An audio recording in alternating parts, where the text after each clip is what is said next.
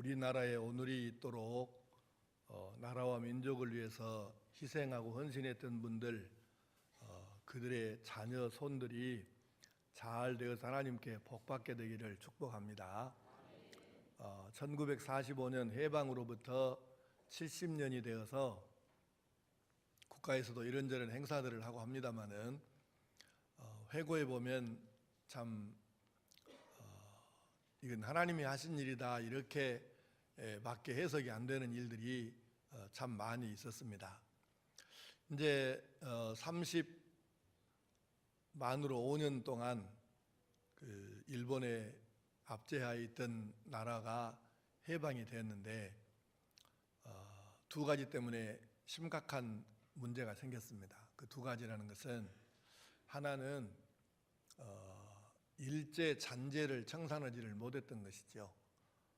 그러니까 민족 정기가 제대로 세워지지를 못했다는 뜻입니다. 아베라는 일본 총리가 저렇게 엉뚱한 짓거리를 계속하니까 오바마 빼놓고는 다 욕하는데 이유가 뭐겠습니까? 일본은 아직도 예전에 그렇게 억울하게 핍박을 당했던 주변의 나라들이 그 정도면 됐다 이렇게 느낄 만한 사과를 해본 적이 없어요. 그저께 현직이 아니고 전직 수상들 두 사람이 독립지사들을 가두고 탄압했던 서대문 형무소에 가가지고 무릎을 꿇고 사죄하기는 합디다마는 일단 현직이 아니라서 좀 그렇고요. 그러니까 일본이 지금 과거사를 해결을 못하고 지금 여기까지 오고 저렇게 오리발을 내밀고 있다는 뜻이죠. 그러니까 주변 나라들이 지금 분노를 하는 거고요. 근데 이제 거기에 비하면 빌리 브란트라고는 독일의 수상은 수상이 되고 나서 상당한 준비를 거치고 그 다음에 폴란드를 가게 되었습니다. 폴란드는 뭐가 있느냐면은 아우슈비츠가 있죠. 아우슈비츠는 유대인 600만 명을 학살할 때 가장 많이 학살한 주된 장소가 아우슈비츠입니다. 거기에 이제 저도 가봤는데 신들러 리스트에 나오는 그 닭장 같은 그 집에서 실제로 꼭 그렇게 생겼더라고 가보니까 거기다가 사람을 가두는 것이죠. 그렇게 해가지고 차근차근 빼다가 600만 명을 죽였는데 바로 그 유대인 학살한 그래서 공동묘지가 있고 이제 비석이 있는데 거기 앞에 빌리 브란트 수상이 가가지고 무릎을 꿇은 거예요. 유대인 그 비 앞에서. 그런데 사진을 자세히 보니까 여러분도 인터넷 검색하면 다 나옵니다. 자세히 보니까 주변에가 눈이 있어요. 겨울인가 봐요. 그리고 땅이 찔꺽찔꺽한데 거기서 그냥 양복을 입은 채로 무릎을 그대로 꿇는 것입니다. 그리고 거기서 눈물을 흘리면서 이제 뭐라고 했는가는 모르는데 하여튼 이제 뭐 묵념을 하든지 했겠죠. 그런데 이제 그리고 기자회견을 하면서 우리 독일이 유대인을 비롯한 유럽의 여러 나라에 정말 너무 못된 짓을 안 할 짓을 저질렀다. 우리는 용서를 진심으로 빌고 우리는 정말 잘못했다. 다시는 이런 일이 없도록 우리가 하겠다. 교육도 철저히 하겠다. 이러니까 세계 언론이 이제 이거 사진이 뭐 엄청나게 퍼졌죠. 그러면서 언론이 뭐라고 보도했냐면 무릎 꿇은 사람은 한 사람이지만 일어설 때는 모두가 함께 일어섰다. 이런 그 명보도를 한 거예요. 무슨 얘기냐면 무릎을 꿇은 것은 대표에서 수상이 꿇었지만 일어날 때는 독일 사람과 유대인이 유럽인이 함께 일어나서 진정으로 화해할 수 있는 계기를 마련했다. 이런 뜻이죠. 그러니까 지금 이것 갖고 유럽 사람들이 유대인이 독일한테 왜 사과 안 하냐? 니기 지금 뭐하고 이렇게 지금 말하지 않잖아요. 왜? 그렇게 진정으로 사과를 해서 마음으로부터 저 정도면 됐다. 이렇게 넘어가 버린 거예요. 딱 정리가 됐잖아요. 그러니까 지금 독일은 사실은 일본이 우리나라나 중국에 저지른 것보다 더한 짓을 저질렀어도 지금 사과란 말 않잖아요. 유대인들이. 왜? 이미 그걸로 다 정리됐다는 거죠. 근데 일본은 정리를 못한 거야 또. 그래서 일본이 나쁜 거예요. 그런데 똑같은 얘기가 있는데 그게 뭐냐면 해방이 된 다음에 우리나라가 어쩔 수 없어 갖고 힘없으니까 강제로 어거지로 일본에 부역한 사람들이 있습니다. 그거는 나나 여러분이 그 시대에 살았어도 어쩔 수 없이 살라니까 부역을 했을 수 있습니다. 그것은 어쩔 것입니까? 잘못했으면 했다고만 하면 용서해야지. 근데 문제는 어거지로 어쩔 수 없어가 아니라 자발적으로 일본에 협력하고 오히려 독립군들을 핍박하고 독립운동한 사람들을 핍박했던 진짜 친일파, 진짜 매국노들이 있었잖아요. 그러면 해방돼 갖고 이것들을 먼저 정리를 해야 되죠. 그리고 빌리 브란트 수상같이 제가 민족을 배반하고 너무 큰 죄를 지었습니다. 이렇게 하면 또 용서해야지 어떻게 할 겁니까? 근데 문제는 이 과정이 없었다는 것입니다. 반민특위를 만들어서 해결하려고 했는데 결국은 반대에 부딪혀갖고 못한 것이죠. 그래 반민특위가 중간에 해체가 됐죠. 저결도 다 못하고. 그래서 우리나라는 지금 만약에 학생들이 이걸 안다 합시다. 일본에다가 충성하고 그 대가로 아주 엄청난 재산을 갖고 권력을 누리고 호사를 누렸던 이 사람들이 아무 벌도 안 받았다. 이것을 학생들이 알면 그 아이들이 누가 나중에 커가지고 나라를 위해 희생하고 충성을 하겠습니까? 이건 안 되는 것이죠. 그러니까 이게 안 되니까 해방대로 진짜 웃기는 일이 벌어졌죠. 적산이란 게 뭔지 아시는 분, 연세 드신 분만 알지 젊은 사람들은 뭔 말인가 모릅니다. 일본 사람들이 우리나라에 와서 공장하고 뭐 땅 사고 집 짓고 살다가 그냥 이제 가버렸죠. 왜냐하면 전쟁에 져갖고 항복문서에 서명해갖고 다 본국으로 돌아갔잖아요. 일본으로. 놔두고 다 그대로 놔두고 간 거죠. 주인이 없어져 보네.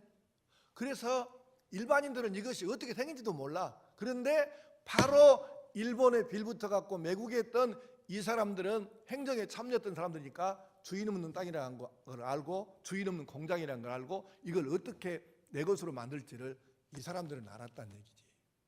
그래서 그 적산을 적산 땅, 적산 가옥, 적산 공장, 적산 기업 이것을 주로 대부분 친일파들이 그것을 접수를 하게 된 거예요. 그 중에 하나가 누구냐면 김무성의 아버지입니다. 호남에는 당시 대표적인 공장이 있었는데 전남방직하고 일진방직이에요. 그 전남방직이 적산입니다.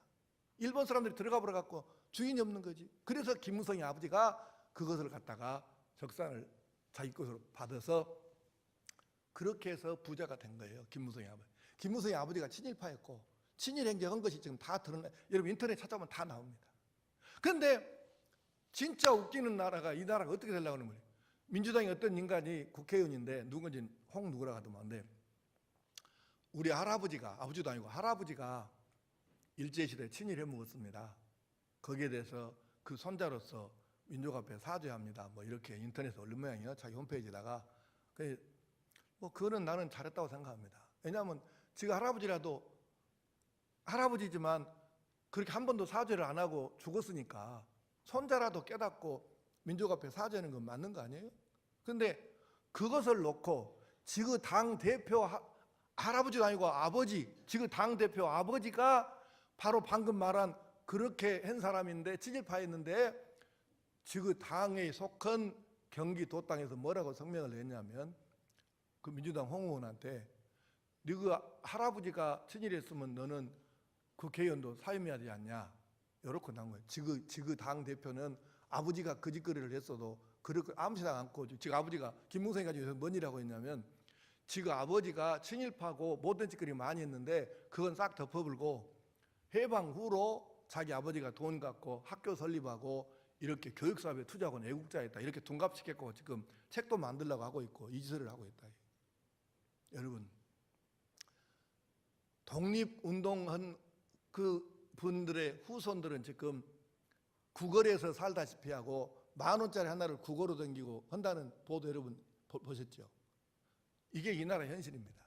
일제시대 친일했던 매국노집 자식들은 그때 그 매국헌 대가로 받은 것 같고 자손들까지 떵떵거리고 큰소리치고 정치부터 시작해갖고 다 떵떵거리고 살고 독립운동에다가 패가망신했던 후손들은 지금까지 어렵게 산다 그러면 누가 앞으로 이 나라가 어려움 당할 때 독립운동 하겠습니까?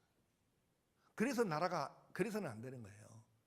민족 정기가 없어. 그러니까 해방 후로 이것을 정리를 일본 빌붙었던 사람들을 정리를 못해서 내려와 갖고 지금까지 이 사람들이 극우파에 붙어 가지고 이렇게 나라를 얼척없이 끌고 가고, 그 대표적인 극단들이 조선일보, 중앙일보, 동아일보, 이 조중동 이것들이 이렇게 빌붙어서 지금 끌고 가고 있는 것이죠. 큰 일이에요. 나라 꼴이 어떻게 될는지 모르겠어요. 이렇게 해서 이 혼란의 문제가 있고, 두 번째 혼란은 뭐였냐면 이념 문제였습니다. 공산주의, 민주주의 이렇게 붙어가지고 이것을 설명하려면 시간이 길어요. 그러니까 이거는 그냥 넘어가고 언제 기회가 있으면 다시 얘기하기로 하고, 어쨌건 좌우 이념 대립이 극심해가지고 결국은 이제 민주주의 노선이 이겼죠. 그래서 여기까지 왔는데, 이 과정에서 자칫하면 큰 일이 생길 뻔했는데 그 뒤로 어떻게 됐습니까? 결국은 6.25가 터졌어요. 그래서 6.25도 이 일본 물러간 것처럼 우리 힘으로 물리친 것이 아니라 연합군이 또 우리나라에 유엔군이 와가지고 공산당을 물리쳤고, 그 다음에 또 그 폐허를 딛고 일어나서 한강의 기적이라고 부르는 경제부흥이 일어났고, 또 독재도 이제 청산하고 민주화가 어느 정도 되었죠. 그러면 70년 동안 기독교는 뭐하고 있었을까? 또는 일제시대부터 기독교는 100여 년 동안 뭐하고 있었을까? 잘 들어보십시오. 이 나라 현대사는 기독교를 빼고는 이야기할 수가 없습니다. 왜냐하면 선교사님들이 와가지고 뭘 먼저 했죠? 이 나라의 문명률이 너무 높았어요. 그래서 문명을 대체하기 위해서 학교를 세웠습니다. 전국 도 단위마다 기독교 학교 미션스쿨 몇 개씩 없는 도가 어디가 있습니까? 그래서 학교를 세워서 문명을 대체하고 병원을 세웠습니다. 이 나라에 신식병원이 없었지 않습니까? 이 나라의 신식병원 최초가 뭐냐면 서울에 있는 제중원입니다. 거기서부터 시작해가지고 전국 각 도에마다 병원을 설립했죠. 그래서 가난한 사람들을 이제 치료해서 구제했었죠. 그리고는 고아원, 양로원, 모자원 이 단어가 이 나라에는 없었습니다. 선교사님들이 와가지고 이걸 세울 때부터 그 단어가 생긴 거예요. 이제 고아원, 양로원은 뭐든지 다 아시니까 넘어가고, 그러나 6.25 직후에 여러분 그 많은 전쟁 고아들, 그 할머니, 할아버지들을 어디로 가요? 그래서 선교사님들이 고아원, 양로원 세워서 이분들을 돌봤죠. 그리고 이제 여러분 잘 생소할 겁니다만은 모자원이라는 게 있었어요. 그건 뭐냐면 그 모자원은 남편이 젊은 때 그 세상 떠나서 주로 전쟁통해서, 그래서 어린애기 됐고 여자들이 살 길이 없는 거예요. 그래서 이 사람들을 에라논을 비롯해 가지고 이 사람들을 수용하는 또 원을 설립했죠. 그걸 이제 주로 모자원이라고 부르는데 에라논이 그게 시초입니다. 그렇게 해 가지고 이렇게 해서 어려운 사람들을 또 살리게 됐죠. 그러니까는 기독교가 결국은 이 땅에 들어와 가지고 문명을 대체하고 어려운 사람들이 살 수 있게 하고 평균 수명이 연장되게 했고, 세계는 중국하고 일본하고 우리나라만 있는 것이 아니라 이 지구상에 너무 많은 나라들이 있다는 것을 알려주어서 우리가 세계의 눈을 뜨고 세계화를 할 수 있는 발판을 놓아주었고, 과학화가 이루어졌고, 그리고 일제시대에는 독립운동과 물산장려운동을 교회가 중심이 되어서 폈으니까 여러분 현대사에서 기독교를 빼놓고 어떻게 지금 우리나라를 이야기할 수 있냐 그 말입니다. 그런데 이런 엄청난 일을 기독교가 했음에도 불구하고 오늘날 광복 70년 기념행사 하면서 기독교, 하나님, 선교사, 교회 얘기한 거 들어본 사람 있습니까?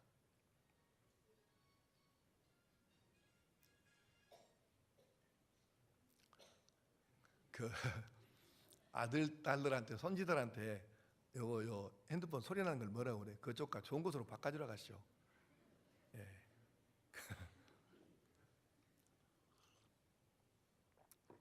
실은 나도 그 어떻게 했는지 몰라갖고 나도 우리 애기들한테 해주라고 합니다. 자, 이제 다시 합시다. 어디까지 했어요? 네?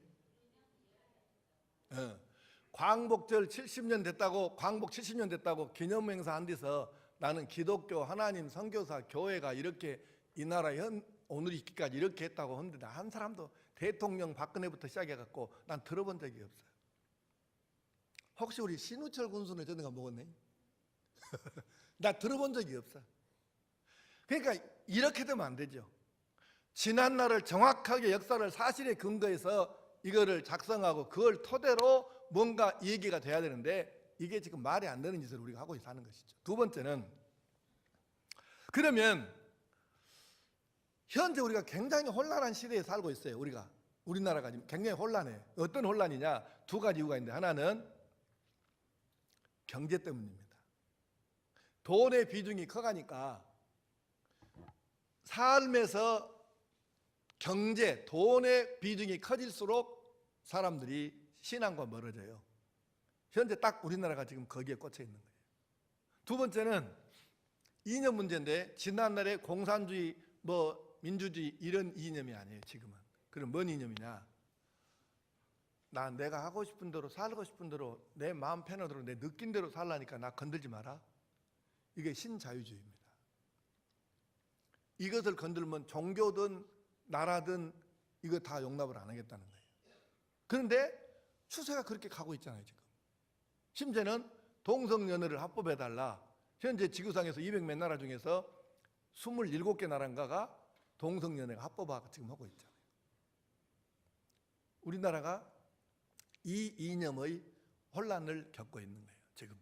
그래서 지금 혼란 시대에 있는데, 그러면 성경은, 하나님 말씀은 이 부분에 대해서 어떻게 가르치시는가?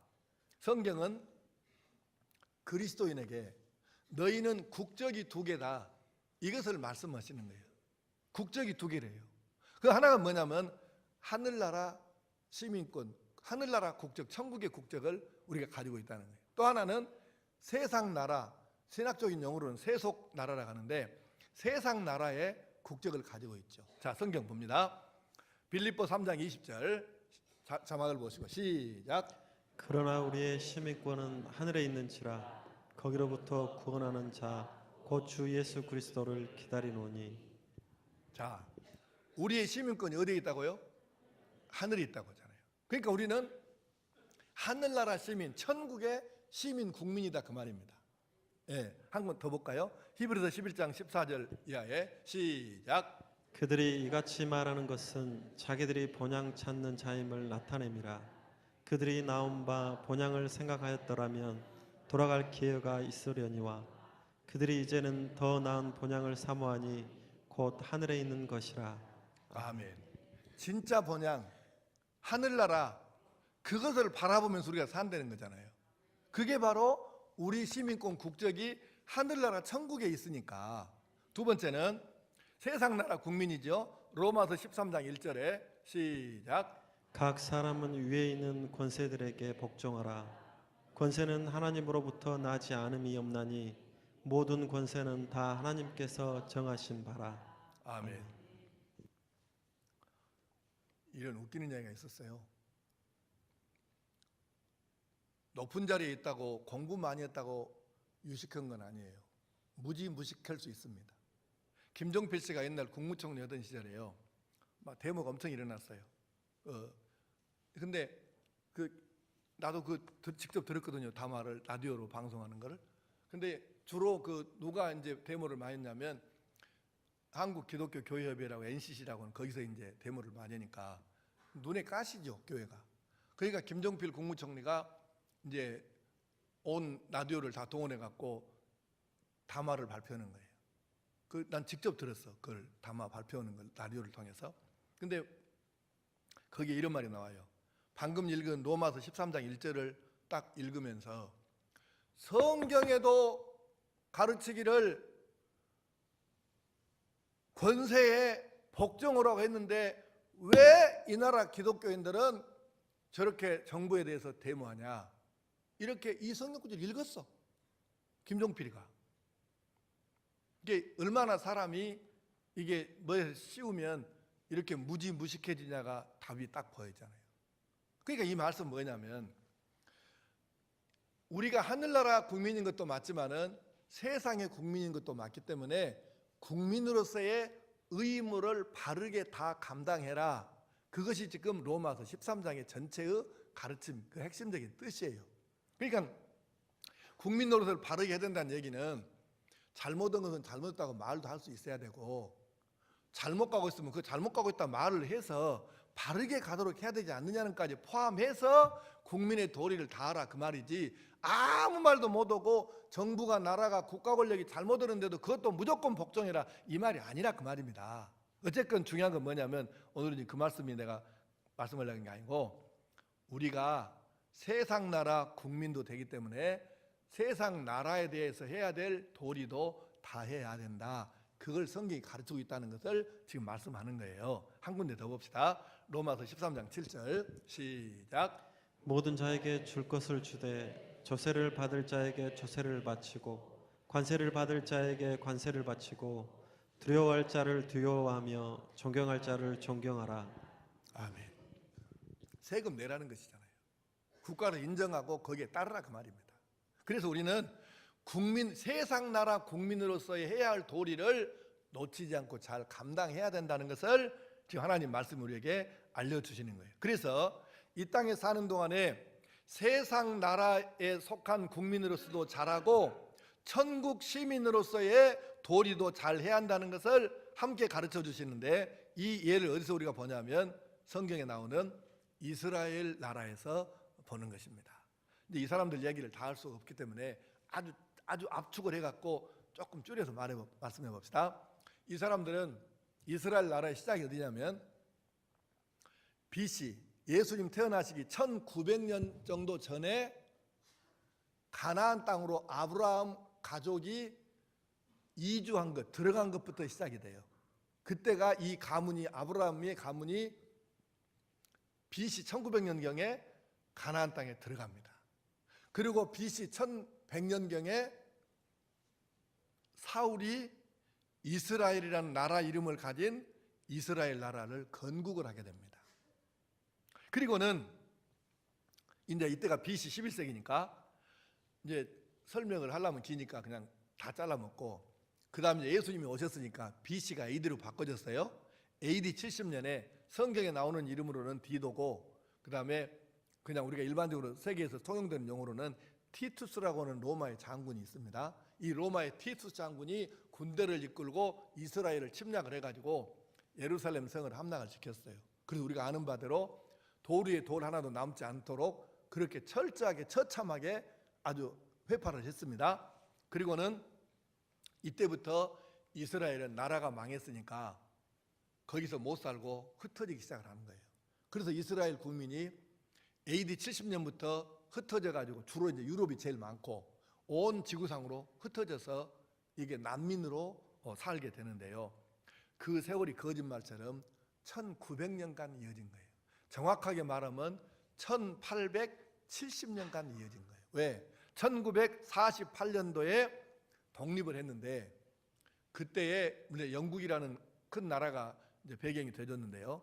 그래서 1948년도에 원래 아브라함에게 하나님이 약속하셨던 바로 그 땅, 우리가 소위 팔레스틴 지역이라고 하는 이 지역에다가 원래 살던 데다가 이스라엘 나라를 다시 세우게 된 거예요. 그게 1900년 만입니다. 저나 여러분이나 학교 다닐 때 공부를 잘했든 못했든 세계사는 조금씩 배웠지 않아요? 근데 그 세계사 공부할 때 어느 나라가 망한 지 1000년이 넘었는데 1000년이 넘는 해가 지났는데 그 다음에 나라를 다시 찾아서 나라를 다시 세웠다 하더라, 이 얘기 들어본 적이 있습니까? 있을 수가 없는 얘기죠. 1900년 동안 나라 잃고 흩어져 갖고 나라도 없고 지도자도 없고 이런데 어떻게 그 나라가 다시 1900년 만에 나라가 세워지냐고요. 이것이 기적이 아니면 뭐가 기적이겠습니까? 그런데 그렇게 해서 1900년 만에 나라가 세워졌는데 세계의 고아가 됐죠. 그동안에 끊임없는 박해를 받고 세계를 유랑하고 세계의 고아란 말을 들으면서 심지어는 600만 명이 죽임을 당할 정도로 그렇게 핍박을 받고 살았는데 드디어 독립을 했다고요. 근데요, 독립을 해갖고 지금 70년 됐잖아요. 근데 70년 동안에 어떤 일이 있었을까? 이스라엘에 다시 나라를 찾아가지고 그들이 믿음으로 살더니 오늘날 우리는 반만년 역사를 자랑하는데 노벨상 한 명 받았잖아요. 이스라엘 사람들은 70년 동안에 노벨상을 30%를 쓸어 담았습니다. 기적 아닙니까? 기적이잖아요. 자, 여기서 우리가 중요한 원리를 우리가 하나를 찾아냈습니다. 그게 뭐냐? 이스라엘 나라는 하늘나라 백성으로서 도리도 잘하고 세상 나라 국민으로서도 도리를 다 했을 때, 두 가지가 다 잘 됐을 때가 이스라엘 나라 역사에 최고로 강해졌고 번영했고 국민들은 행복했습니다. 이 원리를 지금 여러분 중요한 원리거든요. 잘 깨달으셔야 돼요. 언제가 이스라엘이 제일 잘 됐냐? 하나님을 잘 섬겨서 천국 백성 노릇을 잘했을 때, 그 다음에 또 하나 세상 국민으로서도 부정부패가 없고 이 법을 잘 지키면서 그렇게 살았을 때, 두 가지가 잘 됐을 때가 이스라엘이 최고의 나라가 됐죠. 다윗 왕 때, 히스기야 때, 요시야 왕 때 최고 전성기였죠. 그러니까 우리의 나라가 오늘날 정말로 제대로 잘 되려 그러면 이스라엘 민족에게서 이 원리를 찾아와야 된다 그 말입니다. 아하, 하나님은 또 잘 섬기고 세상 나라 국민 노릇도 잘해야, 두 가지를 잘하면 우리나라가 최고로 잘 되어서 제사장 나라가 되겠구나. 이 원리를 우리가 찾는 것이죠. 그러면 우리가 이제 어떻게 해야 될 것인가? 물론 나라도 잘 되고 개인도 잘 되고 이렇게 해야 되는데 그 원리를 한번 생각해 봅시다. 두 가지 원리가 있습니다. 하나는 해방, 우리가 해방 받았잖아요. 이스라엘도 해방을 받았어요. 그 해방의 원리가 뭐냐 봅시다. 한번 읽어봅니다. 출애굽기 3장 9절 10절. 성경 구절은 많이 있는데 그냥 시간이 없으니까 짧게 한 구절만 봅시다. 시작. 이제 가라, 이스라엘 자손의 부르짖음이 내게 달하고 애굽 사람이 그들을 괴롭히는 학대도 내가 보았으니 이제 내가 너를 바로에게 보내어 너에게 내 백성 이스라엘 자손을 애굽에서 인도하여 내게 하리라. 아멘. 자, 이스라엘 민족이 애굽에서 종살이하고 있을 때에 기가 막혀요. 왜? 얼마나 소름을 당하고 살았냐면 못 먹고 못 입는 것은 그만두고라도 이스라엘 민족이 아기가 태어나면 커갖고 너무 얘들이 막 기골이 장대하고 머리는 영리하고 이러니까 에집트 사람들이 이걸 못 해보는 거예요. 그러니까 이 에집트에 정치하는 사람들이 야, 이거 큰일 나겠다. 굴러온 돌이 박힌 돌 뺀다고 잘못하면 우리나라를 이스라엘한테 저놈들한테 뺏기겠다요. 그래서 바로 왕이 이스라엘 사람들이 아기를 낳을 때 가봐라. 아들을 낳으면 죽여불고 딸 낳으면 놔둬라. 이렇게 된 거예요. 그러니까 이스라엘 민족이 얼마나 기가 막히겠어요? 하다 방법이 없으니까 하나님께 부르짖습니다. 하나님, 우리를 도와주십시오. 불쌍히 여겨주십시오. 이거 어찌 쓰겠습니까? 그렇게 부르짖으니까. 그러니까 이스라엘 민족이 한 것은 뭐 이것밖에 없어. 하나님께 부르짖어 기도한 거 이것밖에 없었어. 그런데 하나님은 아무것도 한 일이 없었지만 기도하는 그들을, 이 부르짖음을 하나님이 들으시고 불쌍히 여기셔서 모세를 보내가지고 모세의 인도로 이스라엘 민족을 해방되게 하셨습니다. 여러분 잘 기억하셔야 돼요.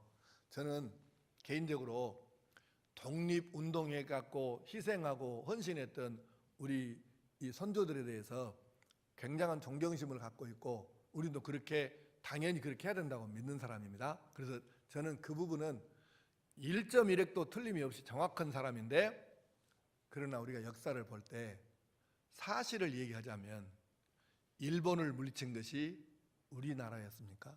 독립운동에 한 독립군들이 일본을 물리쳤습니까? 독립운동 때문에 일본 사람들이 물러갔어요? 역사의 사실을 얘기하자 그 말입니다.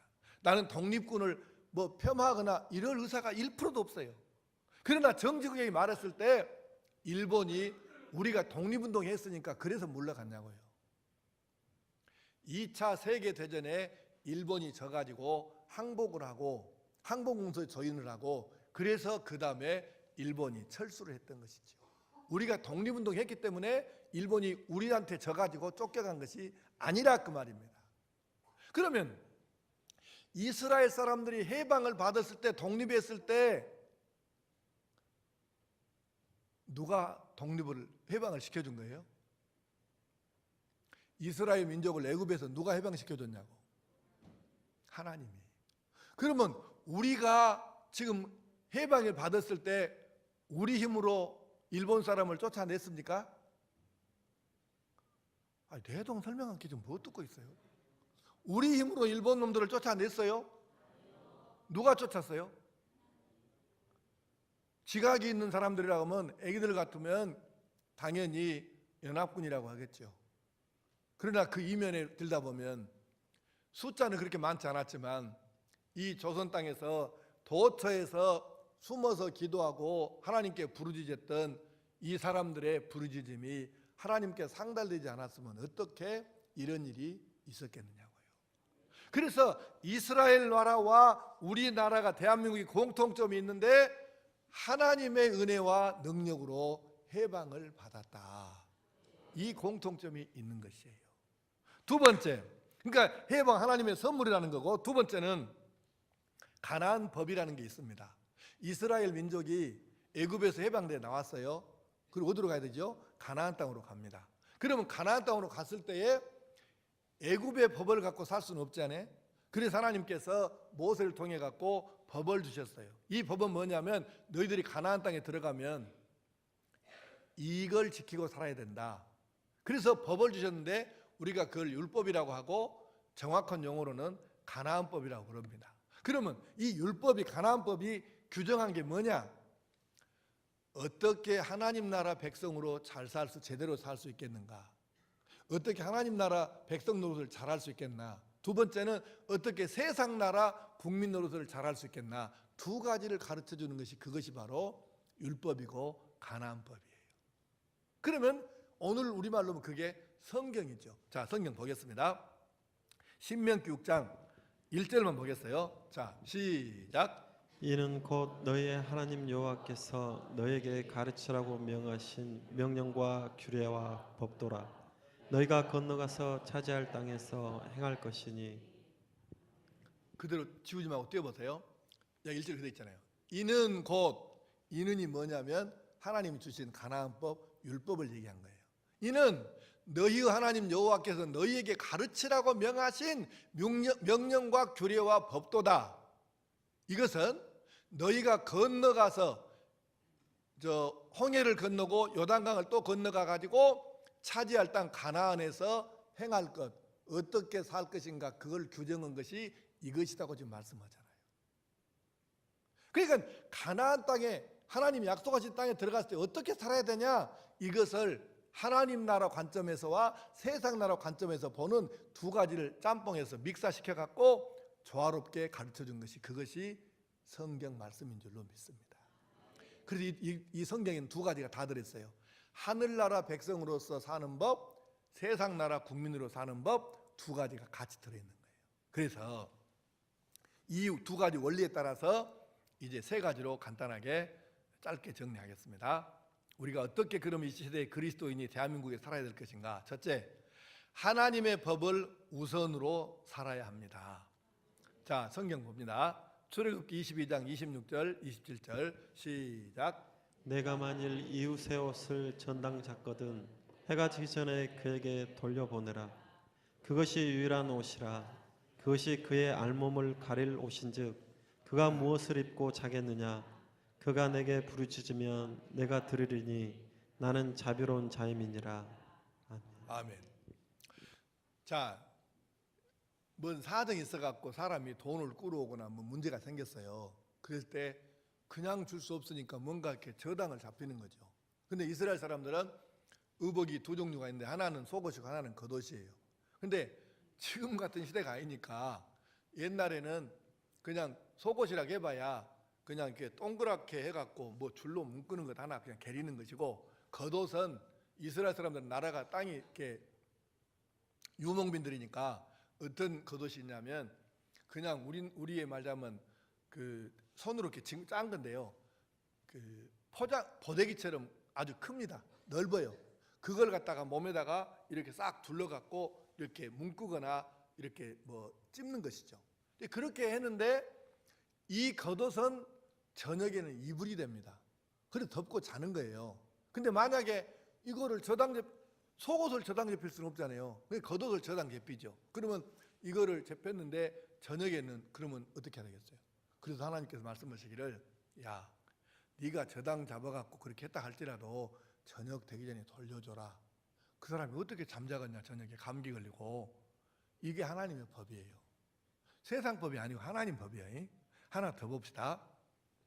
레위기 25장 35절 이하에, 자, 뭔 말인가, 내용이 뜻이 뭔가를 생각하면서 빨리 좀 읽어보면, 시작. 내 형제가 가난하게 되어 빈손으로 내 곁에 있거든 너는 그를 도와 고류민이나 동거인처럼 너와 함께 생활하게 하되 너는 그에게 이자를 받지 말고 내 하나님을 경외하여 내 형제로 너와 함께 생활하게 할 것인즉 너는 그에게 이자를 위하여 돈을 구워주지 말고 이익을 위하여 내 양식을 구워주지 말라. 나는 너희의 하나님이 되며 또 가나안 땅을 너희에게 주려고 애굽 땅에서 너희를 인도하여 낸 너희의 하나님 여호와이니라. 아멘. 내 형제가 가난하게 되어 내게 몸이 팔리거든 너는 그를 종으로 부리지 말고 품꾼이나 동거인과 같이 함께 있게 하여 희년까지 너를 섬기게 하라. 그때에는 그와 그의 자녀가 함께 내게서 떠나 그의 가족과 그의 조상의 기업으로 돌아가게 하라. 아멘. 아멘. 동족에게는 가난한 사람이 옆에 있으면 모른 척하지 말라는 거예요. 그리고 돈을 만약에 꿔줬다, 이자 받지 마라. 먹을 양식을 꿔줬다, 네 이익의 대상으로 삼지 말라. 그게 하나님의 법이에요. 그런데 제가 비교 종교학을 공부할 때 이 여러 종교들을 이렇게 쭉 경전을 보고 그다음에 교리들을 정리한 것을 이렇게 비교해 보고 그렇게 비교 종교학을 공부해 봤는데, 지금 말씀하려고 하는 이 제도는 세상 어떤 종교에도 없는 특이한 제도가 성경에 나와 있습니다. 그게 뭐냐면 희년 제도입니다. 그럼 희년은 뭐냐? 지금 오늘 방금 읽은 말씀에도 이렇게 희년이 나왔잖아요. 40절에 희년까지 너를 섬기게 하라. 희년. 그러면 희년이 뭐냐? 애굽에서 해방된 딱 그때를 기점으로 7년 되면 그게 안식년이에요. 그러니까 7년마다 한 번씩 안식년이 돌아오겠죠? 그러면 7년 안식년이 7번 돌아오면 7, 7에 49, 49년이죠. 그리고 그 다음 해인 50년째 되는 해, 그게 희년입니다. 50년만 한 번씩 돌아와, 이것은 해방된 날로부터. 그러면 이 희년은 여러 가지 행사가 있는데 두 가지의 특별한 일이 있습니다. 그 두 가지 중에 하나가 뭐냐면, 우선 사람이 빚 때문에, 죄 때문에 남의 집 종이 됐다, 노예가 됐다 이게요. 그럴 수도 있다는 거죠. 그런데 그럴 경우도 50년째가 된 희년이 딱 되면 그때는 무조건 이 사람들을 돌려보내라. 자유인이 되어서 원래 자기 집으로 돌아가게 해라. 이게 희년이에요. 또 하나 희년이 뭐가 있냐면, 중요한 것이 우리나라 사람처럼 아마 이스라엘 사람도 땅을 그렇게 중요하게 생각했는 것 같아요. 그러니까 이스라엘 사람들이 땅이 이렇게 있잖아요. 그런데 이 땅을 빚대에 넘어가거나 죄를 지어서 죄값으로 넘어가 버리잖아요. 그래도 희년이 되면 원래 주인에게 돌아가야 돼요. 이 땅도. 그게 희년이요. 그러면 여러분 잘 들으셔야 돼요. 이게 뭔 의미냐면, 성경이 가르치는 하나님의 법대로 하면 희년제도가 지금 모든 이 지구상에서 이루어지게 되면 이 구조적인 가난은 해결되는 것이죠. 왜? 최소한도로 자기 땅은 아무리 길어도 50년 만에는 돌아오잖아요. 짧으면 몇 년 만에 돌아오죠. 왜냐하면 희년이 50년마다 한 번씩 돌아오니까 내가 중간에 했다 그러면 25년 만에 돌아올 거 아니에요, 내 땅으로. 그러니까는 잘못 실수해갖고 빚을 지고 이렇게 종으로 팔리고 땅을 잃어버렸어도 희년 되면 무조건 다시 돌아옵니다. 그 얘기는 뭘 뜻합니까? 다시 출발할 수 있는 기회가 똑같이 부여진다 그 말이죠. 땅 있으면 되는 거 아니에요, 그 당시에.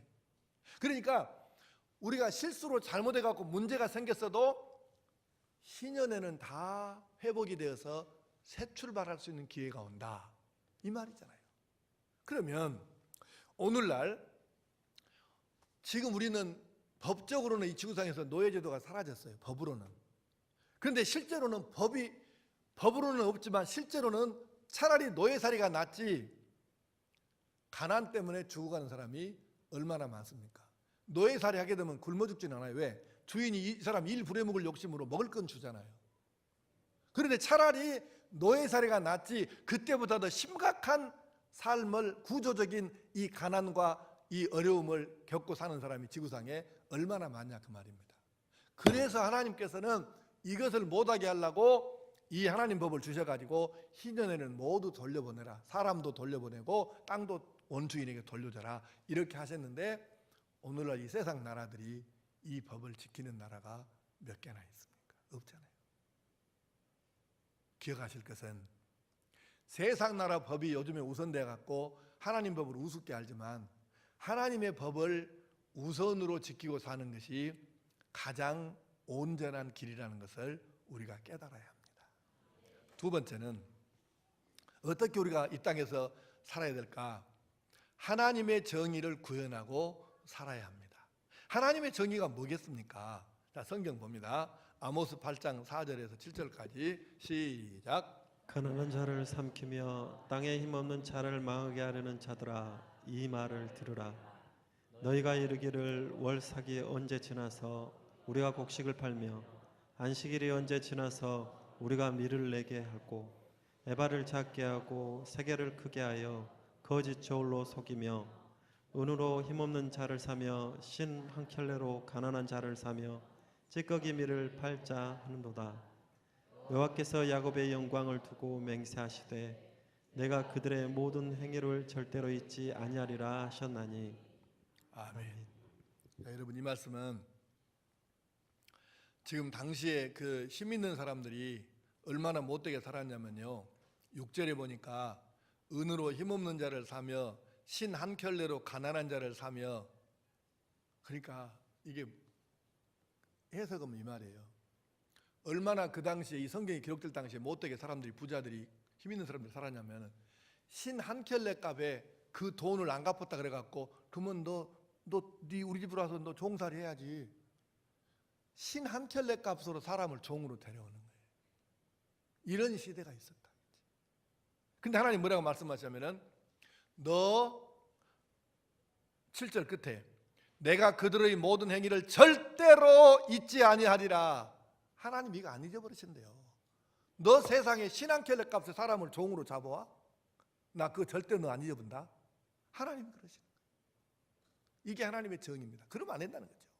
또 유명한 말씀 있죠. 아모스 5장 24절에 시작. 오직 정의를 물같이 공의를 마르지 않는 강같이 흐르게 할지어다. 아멘. 정의를 물같이 공의를 마르지 않는 강같이 흐르게 하라고 하나님 말씀하시는데 세상 사람들이 어떻게 잘못하고 사냐면 에스겔서 45장 9절에 시작. 주 여호와께서 이같이 말씀하셨느니라. 이스라엘의 통치자들아, 너에게 만족하니라. 너희는 포악과 겁탈을 제거하여 버리고 정의와 공의를 행하여 내 백성에게 속여 빼앗는 것을 그칠지니라. 주 여호와의 말씀인지라. 분명히 말씀했지 않습니까? 이스라엘의 통치자들아, 너희에게 만족하니라. 이 말은 너 지금 그 정도면 만족했지 뭘 더 욕심내냐, 지금 그 말이에요. 그리고 나서 말씀하시기를 너희는 포악과 겁탈을 제거하여 버리고 정의와 공의를 행하여 내 백성에게 속여 빼앗는 것을 그쳐라고 말씀하시는 거죠.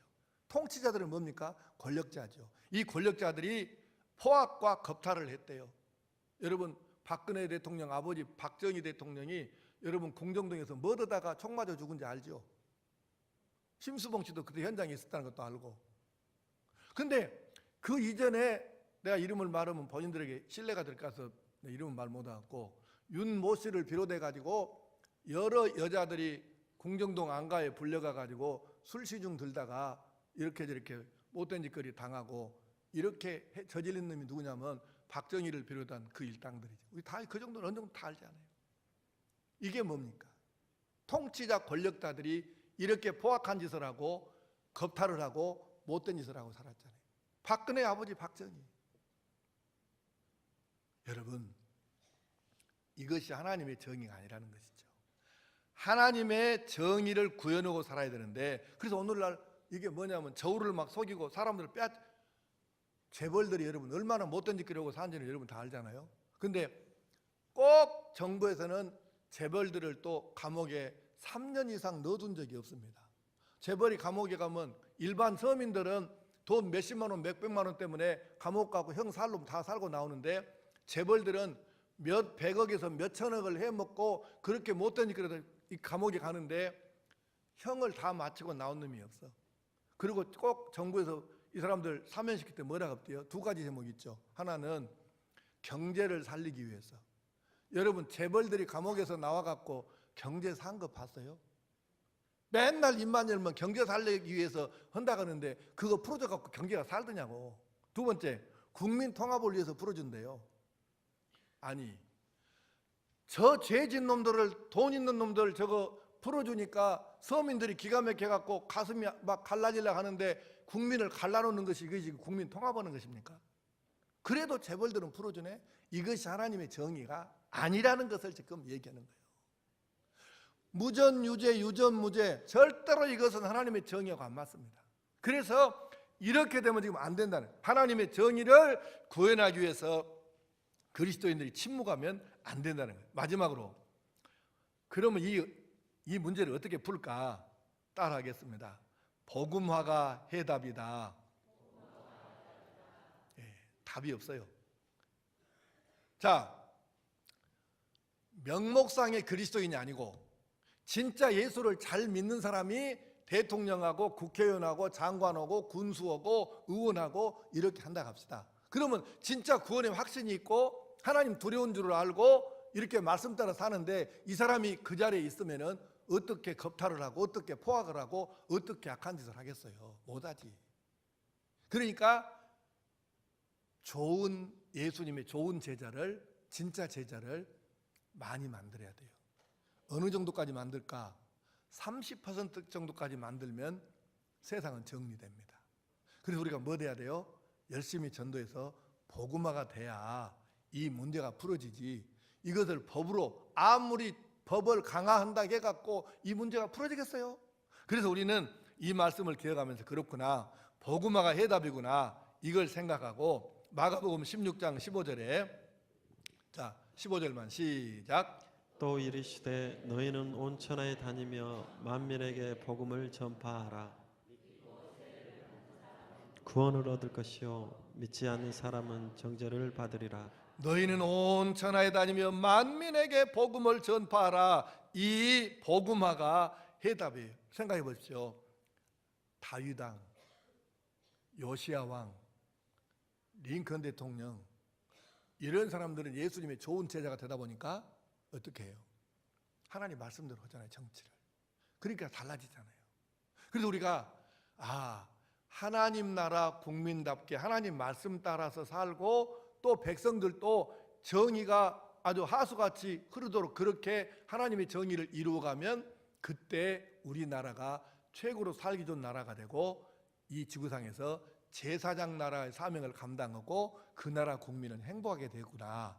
이 원리를 깨닫고 어떻게 우리가 이 시대에 나라 사랑할까? 하나님께도 하나님 나라 백성으로 충성하고 세상 나라에 대한 백성의 도리도 다 감당해서 그렇게 우리가 그리스도인이 앞장서서 나아갈 때에 이 나라가 살기 좋은 나라가 되고 이 나라 국민들이 행복하고 하나님께서 사용하시는 그런 나라가 되리라고 믿습니다. 그래서 우리 모든 성도들이 이 원리를 깨닫고 나는 하나님 나라 백성이다, 또 대한민국 백성이다, 이 두 가지를 깨닫고 두 가지를 다 잘해서 하나님께 은혜를 입는 그런 나라와 민족으로 만들어가는데 그리스도인들이 앞장설 수 있기를 간절히 축원합니다. 기도하십시다. 아버지 하나님,